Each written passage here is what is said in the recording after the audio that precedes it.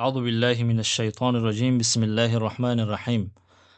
الحمد لله رب العالمين، وأفضل الصلاة وأتم التسليم على سيدنا محمد صلى الله عليه وسلم وعلى آله وصحبه أجمعين.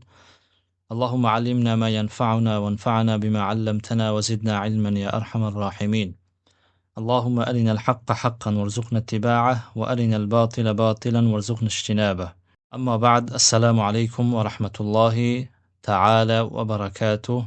برادرای عزیز و خیلی گرامی، بنده تصمیم گرفتم با شما عزیزان آغاز کنیم یک جا به خواندن کتاب در فن علمی مصطلح الحدیث یا علم اصولی حدیث.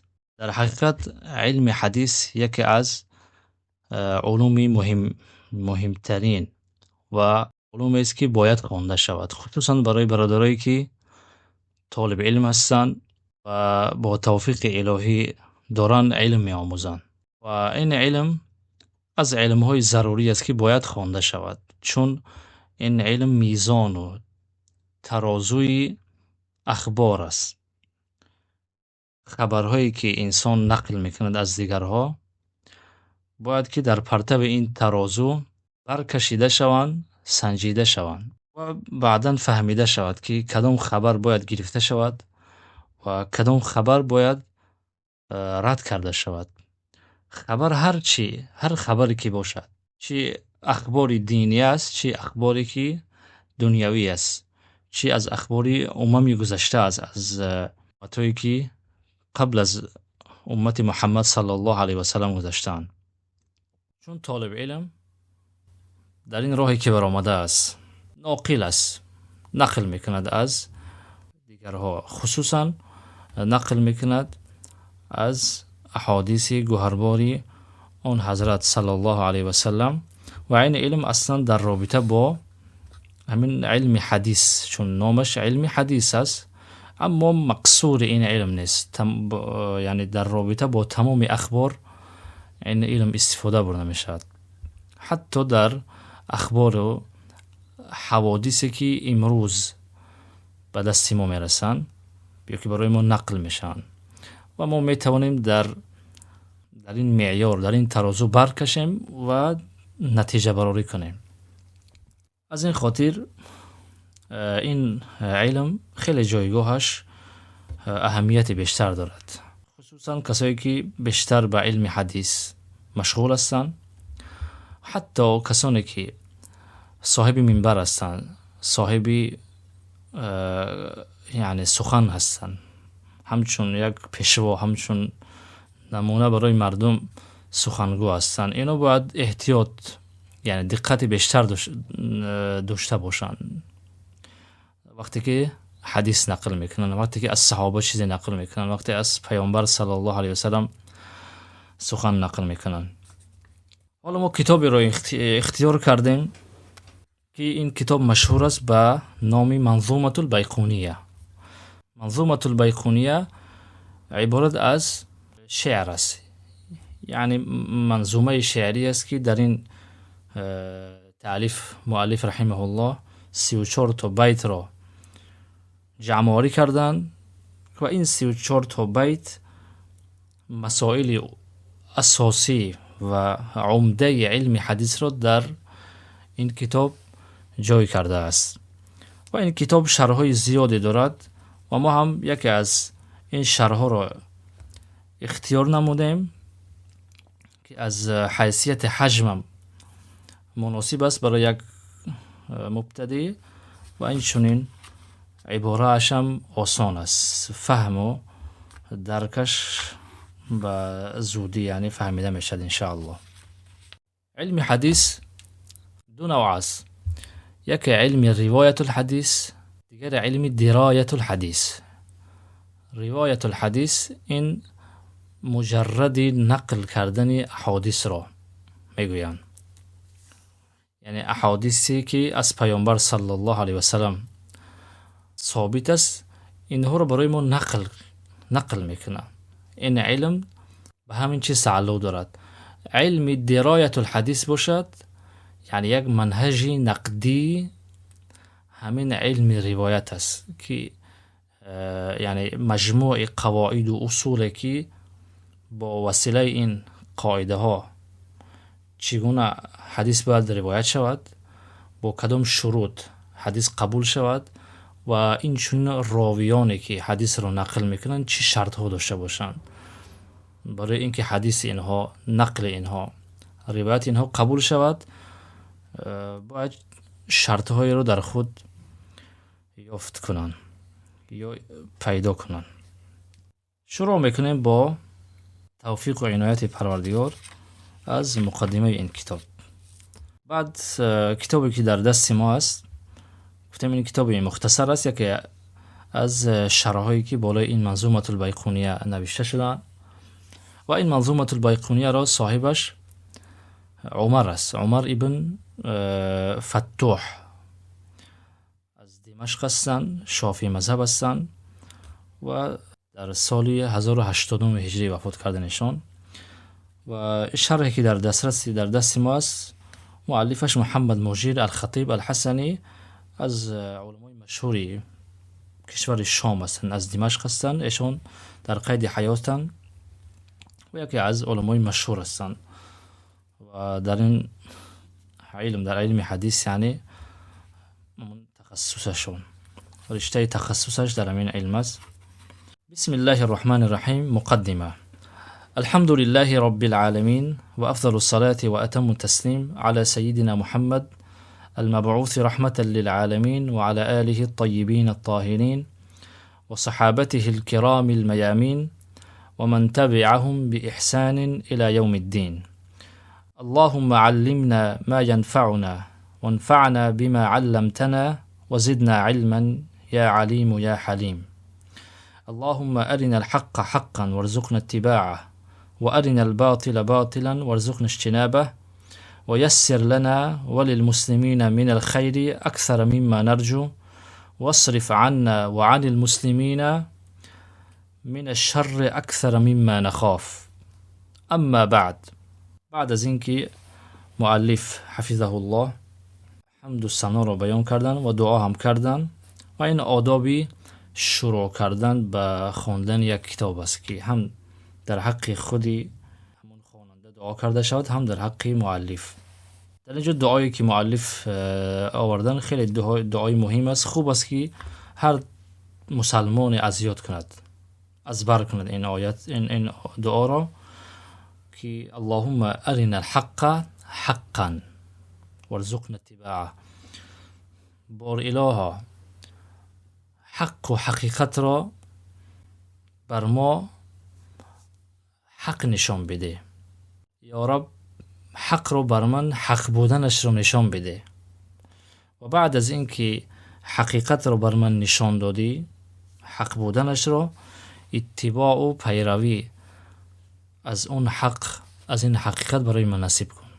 چون بعضی انسان ها هستن که حقیقت رو همچون حقیقت درک نکردن، همچون حقیقت نفهمیدن، یعنی حقیقت رو باطل گفته فهمیدن.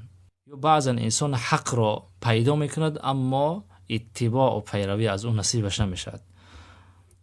و این چنین و ارین الباطل باطلا، بار الها باطل و ناحقی رو بر ما نشان بده، بطلانش رو. بعضا انسان یک چیزی باطل رو حقیقت تصور میکند، حقیقت گفته قبول میکند. وارزقنا اجتنابه. اما بعد فعلم الحديث الشريف من أهم العلوم الإسلامية.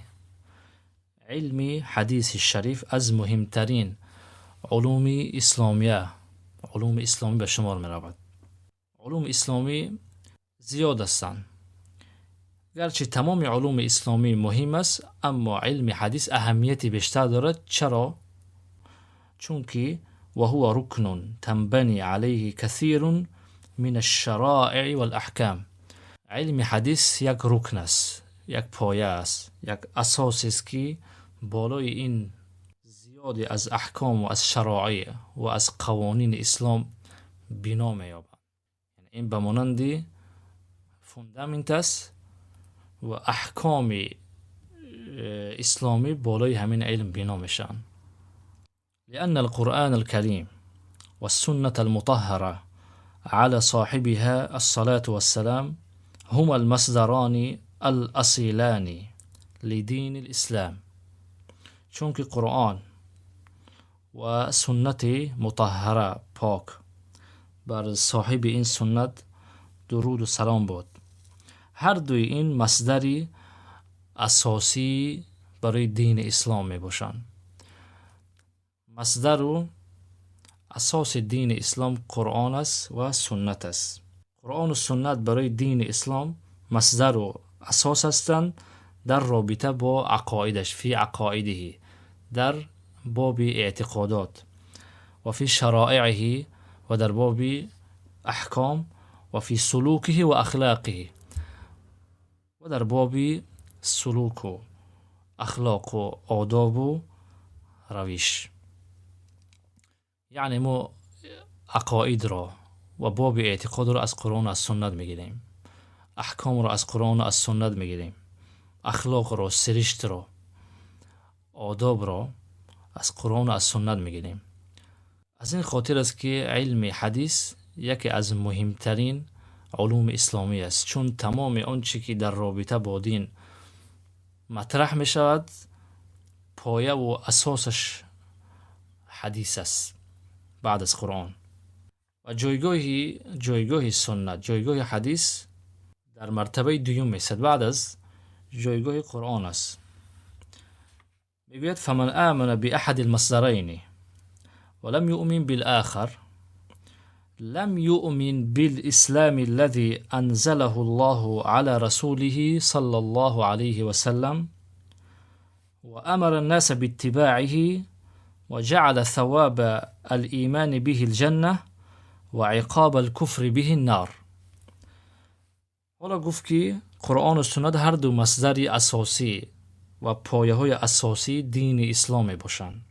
اگر کسی به یکی از این دو مصدر ایمان بیارد و دیگری را قبول نکند، آیا این انسان مسلمان است؟ آیا ایمان آورده است به اون اسلامی که، به اون شریعتی که الله بر پیغمبر نازل کرده است؟ نه، هرگز.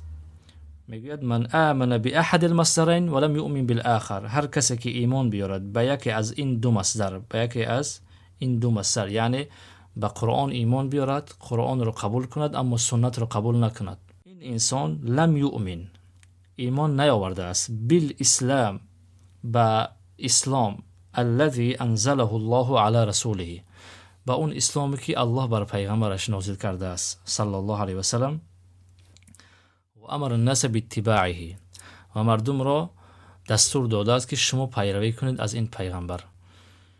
یعنی اسلامی که الله بر پیغمبر نازل کرده است عبارت از چی است؟ از قرآن و از سنت است. کسی بیاید سنت را پشت سر کند، فقط بگوید که من به قرآن عمل میکنم، این انسان دروغگو است، مسلمان نیست و ایمانش قابل قبول نیست. یعنی اسلامی که این دعوا دارد که من قبول دارم یا که پیروی میکنم، این اون اسلامی نیست که الله بر پیغمبرش نازل کرده است. و این چنین الله جل جلاله جعل ثواب الایمان به الجنه، ثواب و پاداش و اجر ایمان آوردن به این پیغمبر را جنت قرار داده است، و عقاب کفر ورزیدن به پیغمبر را آتش قرار داده است. کسی که از این پیغمبر پیروی میکند، به این پیغمبر ایمان میارد، ثواب و پاداشش جنت است. و کسی که از پیغمبر روی میگرداند و به این پیغمبر کفر میورزد، قبول نمیکند، عقاب اون آتش است، والعیاذ بالله. و گفتن که علم حدیث از مهمترین علوم اسلامی است، چون که پایه دوم اسلام است. ولم یؤمن بالسنه فقد کفر بالقرآن و السنه معا. همچون نمونه، همچون مثال میگوید من آمن بالقرآن ولم یؤمن بالسنه. شخصی که ایمان بیارد به قرآن و ایمان نیارد به سنت، فقد کفر بالقرآن و السنه معا، این انسان هم به قرآن کافر است، هم به سنت کافر است. و کان کمن شهد ان لا اله الا الله ولم یشهد بان محمدا رسول الله. و این شخص مثل همون کسی است که شاهدی میدهد، شهادتی لا اله الا الله را میدهد اما شهادت ان محمد رسول الله را نمیدهد، قبول نمیکند. یعنی میگوید که اشهد ان لا اله الا الله اکتفا میکند و اشهد ان محمد رسول الله اون قسم دومی کلمه شهادت را قبول ندارد. این انسان فقط کفر بالشهادتین معا، به هر دو شهادتین کفر ورزیده است. عینا اون کسی که فقط قرآن را قبول میکند و سنت را قبول نمیکند مثل همین شخصی هست که یک طرفی از کلمه شهادت را قبول کرده است، طرف دیگرش را قبول نکرده است. از اینجا جایگاه سنت معلوم میشد که سنت، حدیث چی جایگاه بلند دارد در اسلام، یعنی در برابر قرآن میستد. الله جل جلاله ایمانی بر پیغمبر را قرین کرده است، یک جا ذکر کرده است به ایمان آوردن به خودش. یعنی الله ایمانی کسی را که شهادتی بر پیغمبر بودن محمد صلی الله علیه و سلم را نمیدهد قبول نمیکند. و علوم الحديث الشريف او ما يسمى علم مصطلح الحديث من العلوم الآلية. و علم حدیث یا علوم الحديث الشريف یکی علم مصطلح الحديث را میگویند از جمله علوم آلت است، از جمله علوم آلت وسائل است.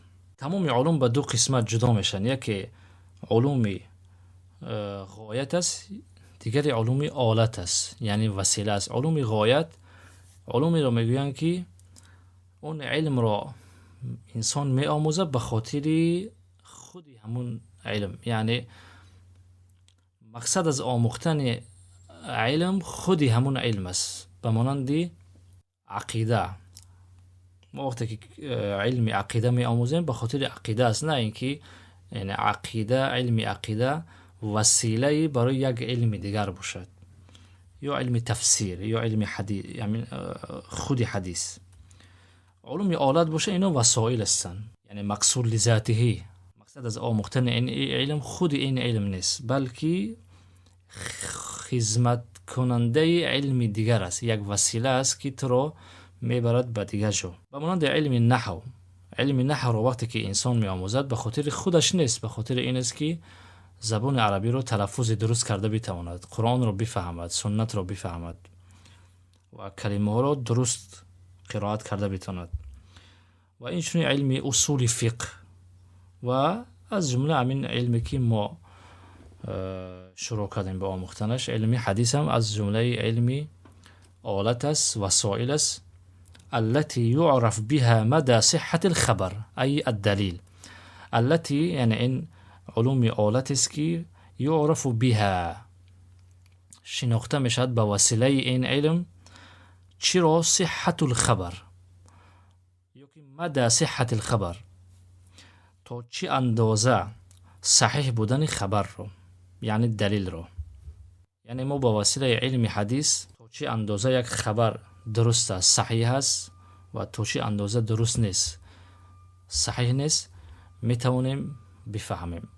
وقتی که مثلا در کتاب شما یک حدیث رو میخونید، یک روایتی رو پیدا میکنید که در آنجا مثلا مصدرش ذکر نشده است، نگفته است که این حدیث در کجا بیان شده است، از کدام کتاب گرفته شده است. با وسیله همین علم اون خبر، اون حدیث چقدر صحیح است و چقدر صحیح نیست میتوانید با آسانی پیدا کنید رو. کما یفهم من علم اصول الفقه مدى صحة الاستدلال، چگونه ای که از علم اصول فقه تا چه اندازه صحیح بودن استدلال فهمیده می شود. علم اصول فقه برای چی است؟ برای استدلال است. یعنی شما کدام دلیل رو در کجا باید بیارید. شما یک دعوا کردید، برای دعوای خود باید دلیل بیارید. همون دلیلی که میارید مناسب است یا مناسب نیست، تا چه اندازه درست است استدلالی کردگید، تا چه اندازه درست نیست. علم اصول فقه موضوعش همین است. یعنی اینم از علوم آلت است، از علوم وسائل است که برای ما این را میفهمونه که من چگونه استدلال کردگیم درست شده میتونه یا که درست شده نمیتوند. اذ ليس كل من أورد في كلامه دلیلا من القرآن او السنة مصیبا في استدلاله. این خیلی مهم است. میگوید چون که یا زیرا اینکه هر کسی که در کلام خود دلیل میارد از قرآن و از سنت، لیس مصیبا فی استدلاله، در این استدلال کردنش، در این دلیل پیشکش کردنش اصابت نمیکند هر کس. یعنی هر کسی که از قرآن از سنت دلیل میارد، معنوش نیست که انسان دلیل آوردگیش درست است یا که همین دعوی کردگیش درست است. انسان دعوا میکند مثال و از پشت دعواش از قرآن یک دلیل میارد. یا همین دلیلی که شما از قرآن آوردید واقعا مناسب هست به همین دعوا؟ یا از کجا میفهمیم؟ از علم اصول فقه. پس کسی که علم اصول فقه نآموزد، نخواند، استدلالش قابل قبول نیست، چون نمیداند کدام حدیث یا کدام دلیل در کجا باید استفاده برده شود. هذان العلمان يعني مصطلح الحديث وأصول الفقه هما جناحان لا يطير طالب العلم بدونهما. این دو تا علم، علم مصطلح الحدیث و اصول فقه، اینا هر دو بال هستند، دو پر هستند که طالب علم بدون اینها پرواز کردن نمیتواند. یک طالب علم اگر اصول فقه و اصول حدیث نآموزد، به جای پرواز کردن نمیتواند. یک پرنده اگر همون بالهایش نباشن، از جاش حرکت کردن نمیتواند یا به جای دور نمیتواند برسد. یک طالب علم اگر بخواهد که به قله های علمی برسد، بدون این دو تا علم نمیتواند رسیده. ولا تبنى ثقافة اسلامیه صحیحة بعیدا عنهما. و این چنین هیچ فرهنگ اسلامی درست، فرهنگ اسلامی درست و صحیح دور از این دو علم ساخته نمی شود. اگر ما بخواهیم که یک فرهنگ اسلامی بسازیم بدون این دو تا علم، اصول حدیث و اصول فقه، ساخته نمی توانیم. و هما العلمان اللذان يشكلان المنطق الاسلامی في تصور الاشیاء. و این هر دو علم اون علم های می باشند که منطق و عقل اسلامی را در تصور کردن اشیاء تشکیل می سازند، به میان میارن. تصور کردن اشیاء خیلی مهم است. تصورات انسان ها مختلف است. یک منطق اسلامی است، یک منطقی غیر اسلامی است، منطقی فلسفی است، مثلا منطقی غربی است. مثلا یک کسی که ذهنش، عقلش عقل غربی است، مثلا تمام اشیاء را از نگاه خودش میبیند، حکم میبرد. پس تصور کردن اون انسان، تصور کردن اون شخص نسبت اشیاء مختلف است. حالا تصوری اشیاء را ما در پرتو منطق اسلامی اگر بخواهیم تشکیل کنیم، باید که با اعتماد به این دو علم صورت بگیرن. با همین قدر اکتفا میکنیم. والحمد لله رب العالمين، وصلى الله على سيدنا محمد وعلى آله وصحبه أجمعين.